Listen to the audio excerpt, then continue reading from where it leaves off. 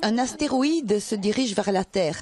Est-ce un danger pour notre planète? Les élèves répartis en groupes de 3 sur des paillasses d'activités ont 1 heure pour répondre à cette problématique déclinée en 6 questions, parmi lesquelles quels dégâts crée une comète quand elle tombe ou encore comment la dévier.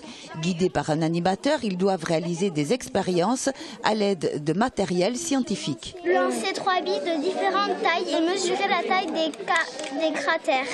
Là, on fait des expériences et avec des objets, alors qu'à l'école, plutôt on écrit. C'est plus pratique et plus facile à comprendre, je trouve. Tout en travaillant, ça peut être rigolo, ça peut être amusant. Ces ateliers sont déclinés en plusieurs versions pour les primaires, les collégiens ou lycéens.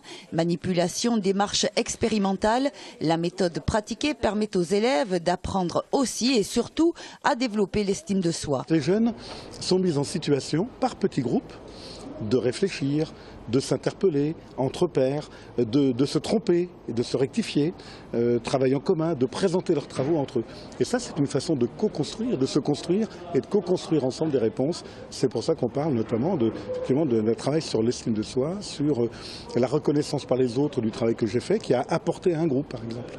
Sur les 300 000 visiteurs reçus chaque année à la Cité de l'Espace, 45 000 le sont dans le cadre scolaire. C'est 1 500 à 2 000 classes qui découvrent les sciences de façon ludique. Scolaires et grand public apprécieront sans aucun doute quelques-uns des grands rendez-vous de 2015 comme l'éclipse du soleil dans la matinée du 20 mars, le réveil possible du robot Philae de la mission Rosetta en mars également, ou encore les 25 ans du télescope spatial Hubble en mai.